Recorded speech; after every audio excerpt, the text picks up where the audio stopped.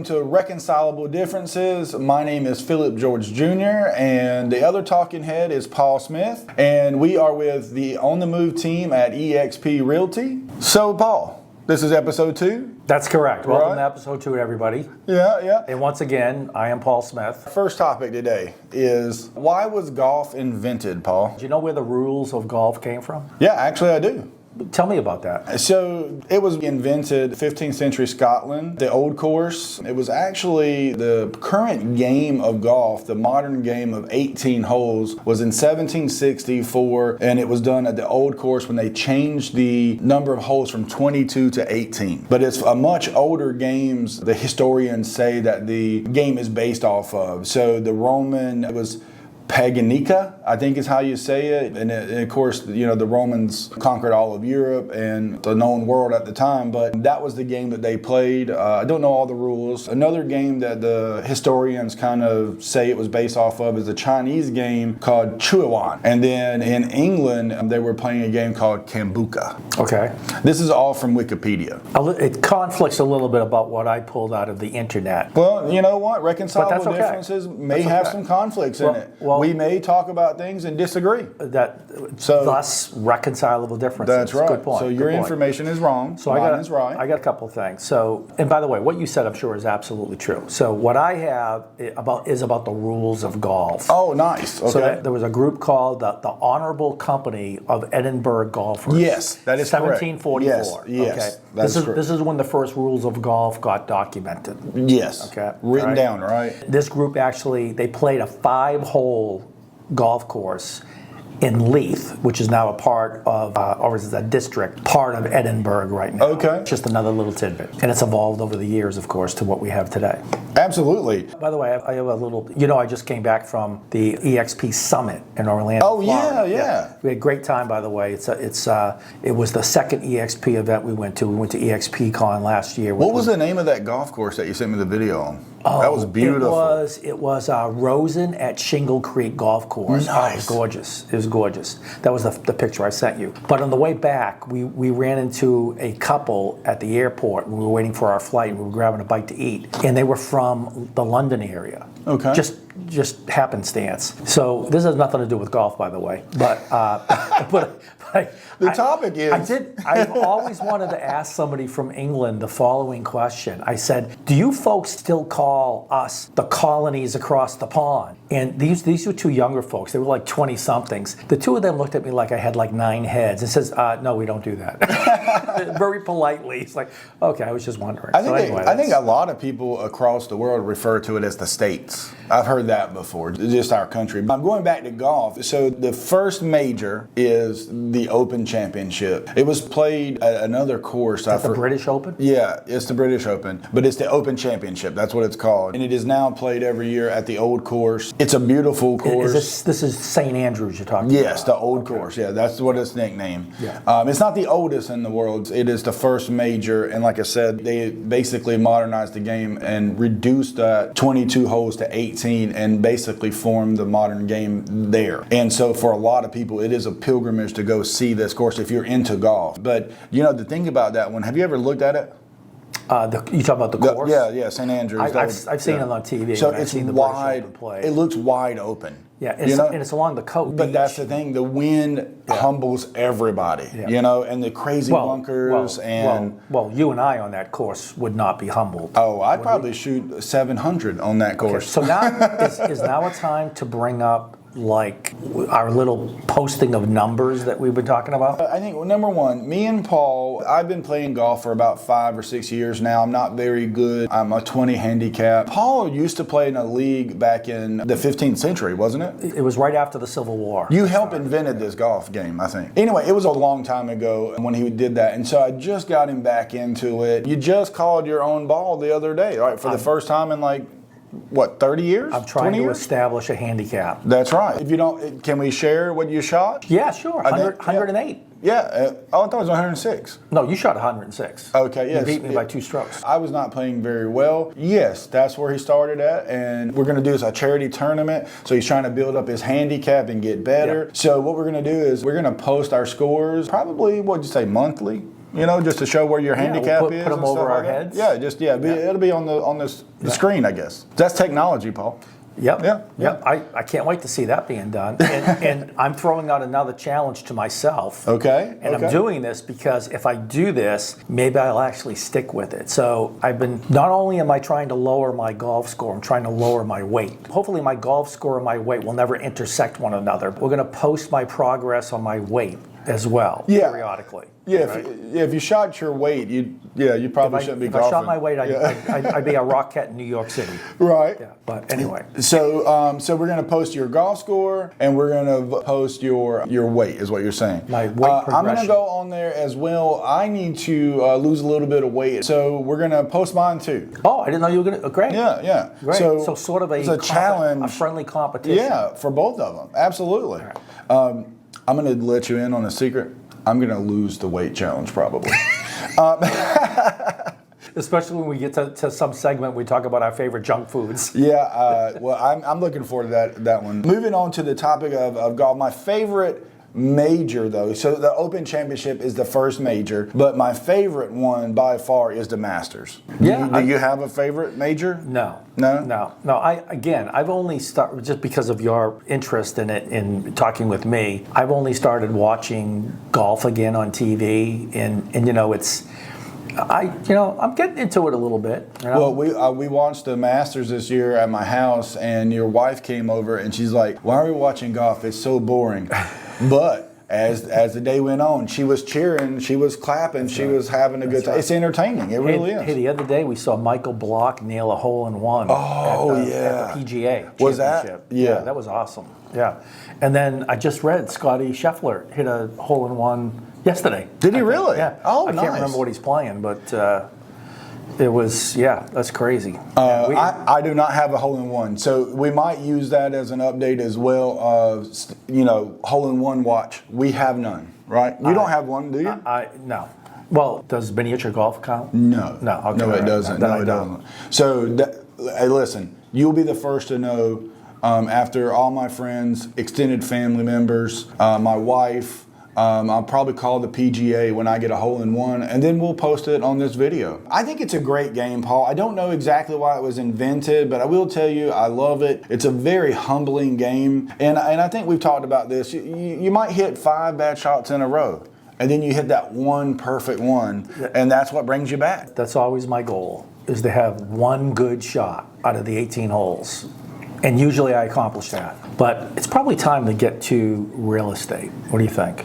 No, I have 7 other things to talk about. Seriously? No, I don't. I'll close it with this and just say that you're playing the golf course, you're playing yourself. Every day you're different. And I'll leave you with this advice on golf. I asked some elderly gentlemen that were at the golf course one time, said, "Hey, I'm new to golf. Do you have any advice?" And you know what they said to me, Paul?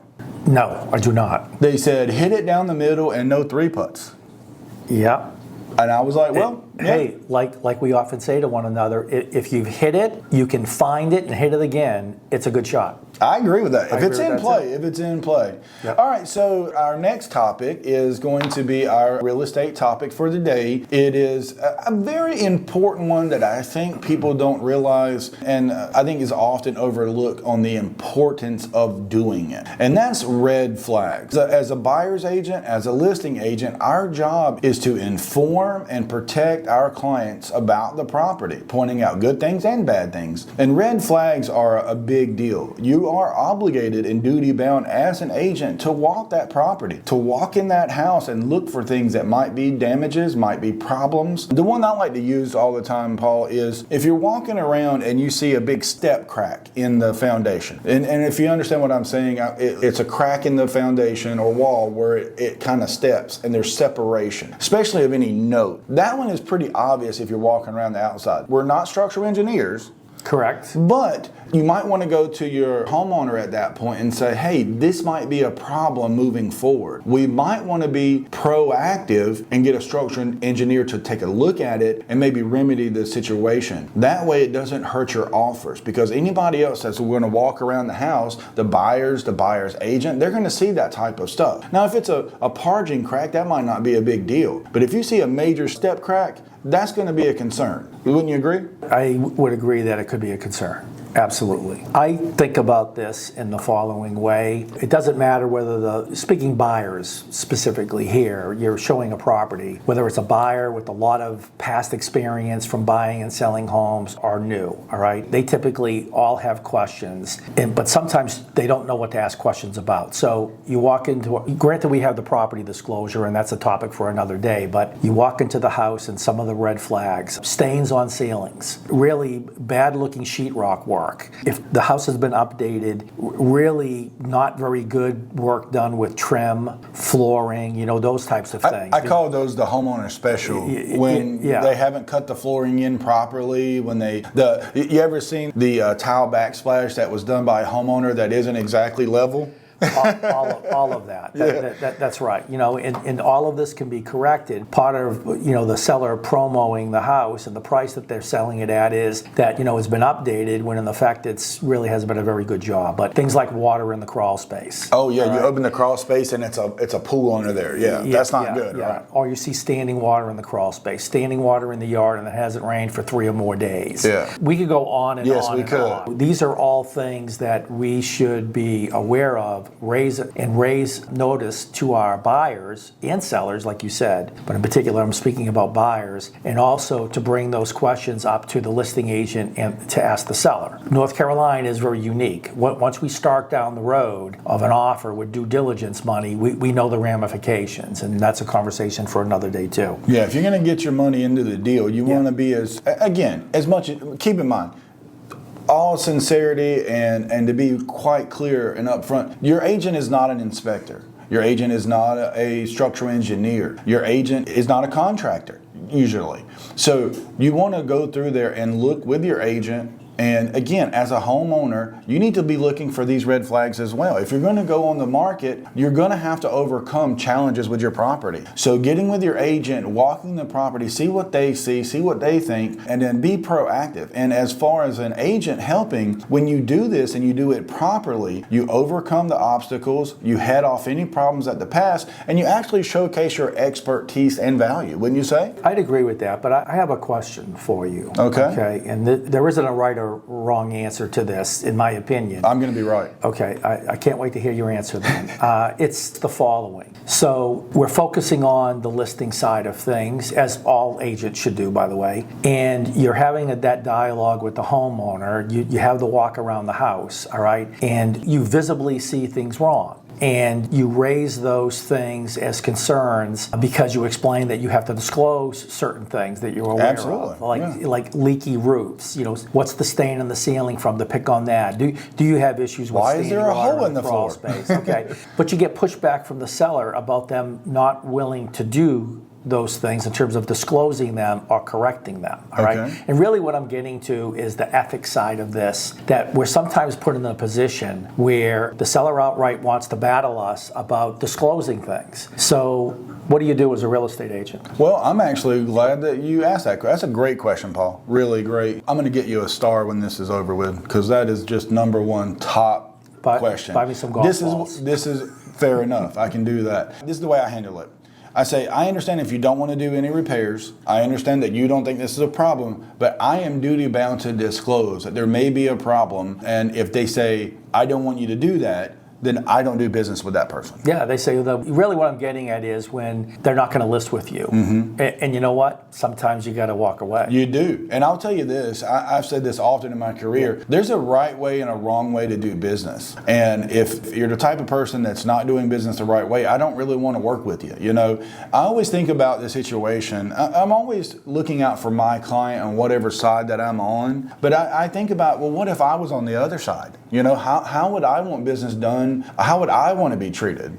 Do you not think that way too? No, I agree. And sometimes that's the road you have to take a seller down. Yes. About being on the other side of the fence, if you will. But also, I think just as important, explain to them how, and especially in our market, as aggressive as it is, being transparent about things, or either correcting them, repairing them, or being transparent that they exist, will in the long run typically work out better for you as a seller, in my opinion. Absolutely. I agree with that. It eliminates a lot of frustration, distrust, and butting of heads during a transaction. And if I could add on to that, Paul, I'll tell you this, not looking not disclosing, again, a lot of real estate, just so the general public knows, if you're an agent watching this, then you already know, but a lot of real estate is disclosure of information. They always say, hey, disclose the information. There's a buyer for that property. Yeah. Hiding that stuff is not going to help you get to your goal at all. So disclosing... Yeah. Well, not hiding it. Not disclosing. Not disclosing. Yeah. You understand my point. Yeah. Yes, I do. So, and I've seen all kinds of properties, sell and close, and we did it the right way. I use this as an example. I have been to many showings, where we pull up and the buyer says, nope, I'm done, because there's power lines coming across. And I'm not talking about whether the power lines are or are not a problem, just saying that they hid it from us. They took photos that didn't showcase it, is my point. We have sold properties like that, and we had the pictures represent the property. It showed the power lines. We sold a nice property in Fuquay. Yeah. It had about 3 acres. You remember that one? And the power lines came right across the thing. We had it in the photos. The people that came were aware of what's going on with the property. And I think we sold it back then, and it was pretty fast, like a week. So I think doing business the right way matters. And I'll tell you something else. Not doing business the right way, not looking for red flags, not disclosing items or troubles that you see can get a real estate agent in trouble in a couple different ways. It can cost you money.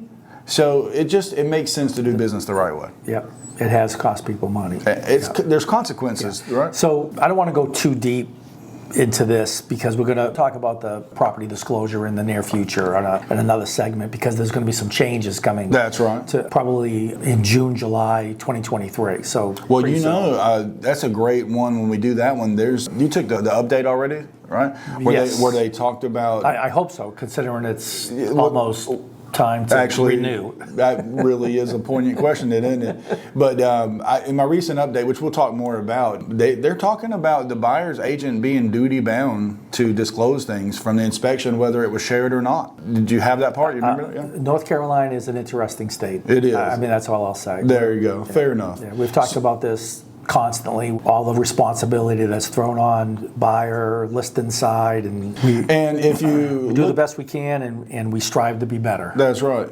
And if you don't understand red flags, or you want some more information about it, obviously you can reach out and talk to us. If you're looking for a team to join to teach you how to do real estate, well, On the Move team is here for you. Paul, nice segue, by the way. That was a nice segue. I feel like a little self-promotion as well, right? Yeah. Yeah. Well. I do work for the On the Move team. The next topic, Paul, is another fun topic. Are you ready to get into the next fun topic? I'm ready, Phillip. I'm ready, Phillip. So this is sports rivalries. That's what we're going to talk about. And you're dressed for the occasion. That's right, I am. So I believe, and I'm just going to go ahead and put a hot take out there for you to go ahead and take and run with it from here. I believe that the Carolina Duke men's basketball, really just the two colleges, the universities, is the number one rivalry in sports.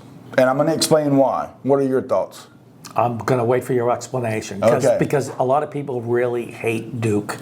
Well, I dislike Duke a lot. I really do. I think hate's a strong word, but not for Duke. It's not my word. Yeah. It's their word. I don't even really like saying the word Duke, if you know that, and I try not to spell it properly. I always do D-O-O-K. I really do not like the school at all. The reason why I believe it's the number one rivalry is because both programs are pretty successful. They really are successful. They're in the national conversation every year, and the two fan bases, the two schools, are roughly 8 to 10 miles apart. So with other rivalries, like for example, the Red Sox and Yankee, again, I dislike the Yankees as well. Again, we help Yankee fans buy and sell houses. We help Duke fans buy and sell houses. This is we just don't like the actual team. With that being said, the Red Sox and the Yankee rivalry is strong, and it's well known. But when you're done playing the game, you go watch the game. Say you go to New York and catch a game. You go to the Red Sox and catch a game at Fenway. And let's say that you're at Fenway and you're a Yankee fan. You go home. You go back to New York. You're not around that fan base day in and day out. Here in North Carolina, with these two schools being so close together, you see them at the grocery store. You see them at work. You see them at events. You see them everywhere. And so that rivalry, it's like a festering, I don't like Duke. I don't like Duke. So that's why, to me, it's the number one rivalry. Of course, I don't share that opinion. So, do you not feel that this question about rivalries is so geographically centered? I agree. Where you went to school. A perfect example is a good friend of ours, attorney buddy. He did his undergrad at Duke. I don't know if I'd say good friend. He did his undergrad at Duke, and he did his law degree at Carolina. It's weird. It's just weird. He could care less about Carolina. It's all about Duke. Because that was his. Yeah. That was his undergrad. That's school, right. That's right. Yeah. So some of the more renowned rivalries, you mentioned Red Sox, Yankees. Yes. Right? In college sports, it's like football, Alabama, Auburn, right? Yeah, the Iron Bowl, right? That's what they call it. Yeah. Okay. The Lakers and the Celtics. Oh, that's a big one. I don't even think I wrote that one down. Okay. So here's one that stands out in my mind, only because it's geographical and it has to do specifically with growing up. So I grew up just outside of Boston in a town called Malden. That's where I spent most. Actually, it's where where we met and where she grew up as well. Malden, Massachusetts, like 5 miles outside of downtown Boston. So one of the biggest high school rivalries in football in the nation ever was the Malden High Golden Tornadoes against the Medford Mustangs. This is the rivalry that started in 1883. That's a long time ago. Yeah, the oldest high school football rivalry, by the way, is 1875. It's in Connecticut somewhere. Okay. Right. So it's pretty darn old, and it was huge in our town. I mean, you could be a blizzard outside, which sometimes it was, and you'd be going to the game. Is it like the Friday Night Lights thing, where like the everybody shuts down on Friday and goes to the game? Did that take place in Texas? Friday Night Lights? I think so. Yeah. Well, football's very big in Texas. High school football in Texas is like pro football in some major cities. Yeah, I agree with you. I agree. So our football wasn't quite that big, but it was a rivalry. Yes, it was a rivalry. So did you know Carolina and Duke's first meeting was in 1920? I did not know that. Absolutely. By the way, I didn't have tickets to that game. But he didn't say he wasn't alive, so there's that. Another one that I looked up, there's a bunch of them out there for like the game that the world loves, which is soccer or football, right? And one of the big ones is Manchester United against Manchester City. Do you know when they meet what they call that? I do not. The Manchester Derby. I thought that was pretty neat. I just thought that was a funny name. Yeah. The Manchester Derby. I think of horse racing, Well, I'll call it football because that's what it's known as outside of the United States, I guess. Do you like football? Soccer? I've become more of a fan in the past few years. Have you really? And I think that's because I see what the rest of the world, how much they get into it. They really do. They really do. It's like the sports we get into here in the States. Well, the thing it reminds me that we're part of a bigger entity called the world. That's right. That's right. Well, for me, soccer is calisthenics with a ball. I can't get behind something that I don't know exactly when it's going to end. And also, if it ends 1-0, why did I watch it? Do you know what I mean? Like I like Americanized sports, I guess I would say, which is understandable. Going back to the Duke-Carolina rivalry, if I could touch on that. Carolina beat Duke in the Final Four. Was a couple years ago now. I was watching it with a bunch of Duke fans, and it was fantastic, okay? I'm sure you enjoyed it. And I wanted to point out that Carolina has 6 national titles.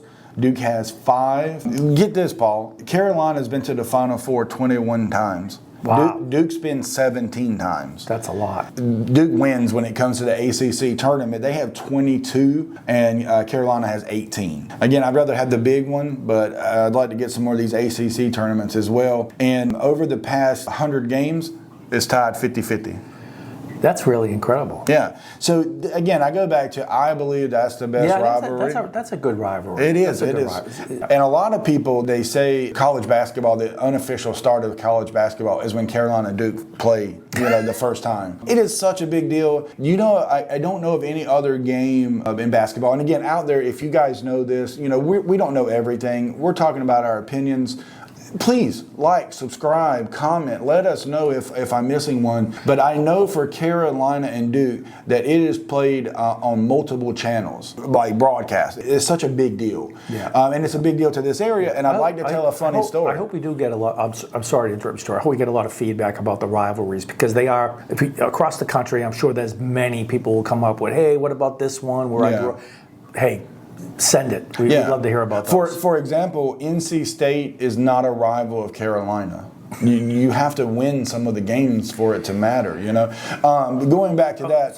So now's time for the disclaimer that the comments of you or I do not necessarily reflect the entire comments of the On the Move team or EXP Realty. Listen, if I had a number 2 school that I was a fan of, it would be State. And I sell houses and help people buy houses that are State fans. Again, this is all in jest and all in good fun. But let me tell you a funny story about this North Carolina market when it comes to college basketball. It is a big deal to us, to the point that I'm going to tell a story that your wife told me. So when you guys first moved down here, you know, you weren't in real estate yet, and she was working, I can't remember the company exactly, Blue Cross but and Blue Shield. The point is that she was working there, and she had, like, everybody, and she's being from Boston, right, is a major sports town. You know, it's a professional sports town. She was getting all these requests to take the week off, to take the day off in March. So she goes to her supervisor and says, what is the deal? Why does everybody want to take this day off? Why do they want this week off? There's a rebellion in my department. Is there a holiday that I don't know about? You know, is there something special going on? And her supervisor told her, just tell them they can bring a TV in because they can't all have the week off, you know? And it's March Madness. It was the ACC tournament. And I'll add another wrinkle to that. When I was a kid, our teachers would bring in the TV. My math teacher had us calculating field goal percentages just so they could watch the tournament.